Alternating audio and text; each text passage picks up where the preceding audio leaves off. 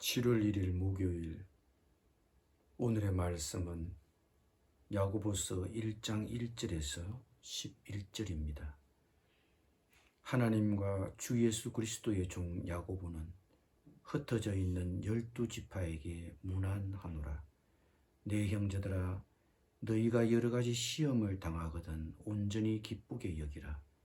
이는 너희 믿음의 시련이 인내를 만들어내는 줄 너희가 알미라.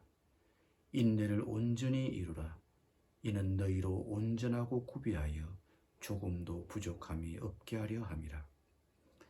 너희 중에 누구든지 지혜가 부족하거든 모든 사람에게 후히 주시고 꾸짖지 아니하시는 하나님께 구하라. 그리하면 주시리라.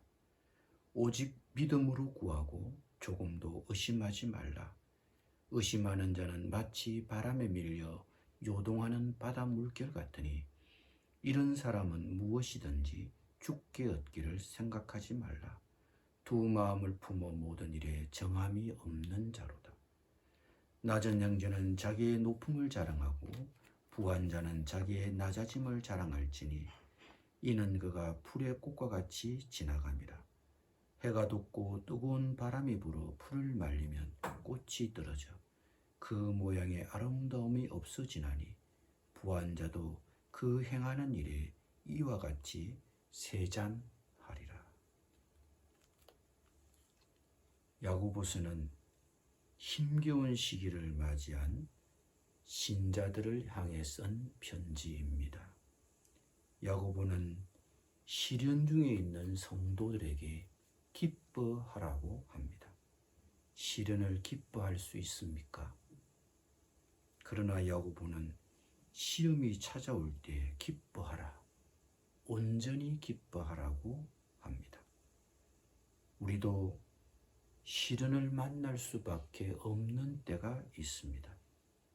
그런데 야고보는 기뻐하라고 합니다. 믿음의 시련이기 때문입니다. 나의 믿음이 순전한지를 증명하기 위한 시험이기 때문입니다. 그래서 시련을 만날 때 인내해야 합니다. 하나님을 신뢰하면서 이 시련을 견뎌야 합니다. 삶의 힘겨운 시간 앞에 서 있습니까? 하나님을 신뢰하면서 잘 견뎌내십시오. 이 시련을 견뎌내면서 나의 믿음의 깊이를 알 수 있습니다. 그래서 기쁘게 견뎌야 합니다. 온전히 끝까지 견뎌야 합니다. 이 인내를 통해서 우리는 성숙해질 것입니다. 시험을 거친 후 더욱 강한 믿음이 될 것입니다. 그러면 이런 시련, 이런 시험을 만났을 때 우리는 어떻게 대처해야 합니까? 하나님의 도움을 구해야 합니다. 야고보는 5절에서 그것이 하나님의 지혜라고 합니다. 시험을 이기기 위해서 우리는 하나님께 지혜를 구해야 합니다. 시험을 이기는 실제적인 지혜를 하나님께 구해야 합니다. 하나님은 지혜를 후히 주시는 분입니다. 꾸짖지 않고 주시는 분입니다. 우리의 기도를 반갑게 받아주십니다. 고난과 어려움 앞에 있습니까? 지혜를 얻기 위해 담대히 하나님께 나아가야 합니다. 그러면 지혜를 주실 것입니다. 이 지혜를 받기 위해 우리는 믿음으로 구해야 합니다. 하나님께서 응답하실 것이라는, 시험을 이기는 지혜를 주실 것이라는 믿음을 갖고 기도해야 합니다. 조금도 의심하지 말고 기도해야 합니다. 의심은 나뉜 마음입니다. 자기와 하나님 사이에서 밀려갔다 밀려오는 마음입니다. 두 마음입니다. 하나님을 믿는다고 하면서 다른 가능성을 열어두는 것입니다.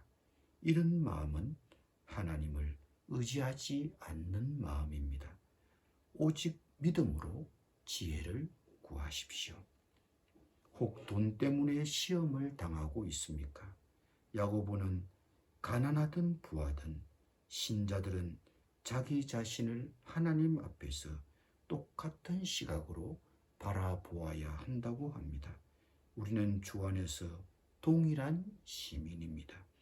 인생은 불확실하고 부는 쉽게 없어질 수 있습니다. 부와 가난이 때때로 시험이 될 수도 있지만 언제나 하나님만 신뢰하고 있으면 아무 문제가 되지 않습니다. 그러나 하나님을 신뢰하지 않고 유한한 자기의 무엇을 자랑하려고 할 때 부한 것이 시험이 될 수 있습니다. 가난한 자도 시험에 빠질 수 있고 부한 자도 시험에 빠질 수 있습니다. 풀의 꽃처럼 지나가는 우리의 짧은 생애 속에서 빈부에 영향받지 않는 성도로서의 건강한 자존감을 가져야 합니다. 기도하겠습니다. 주님, 시련 가운데서도 지혜를 주셔서 하나님의 뜻을 잘 분별할 수 있도록 도와주옵소서. 예수님의 이름으로 기도드립니다. 아멘.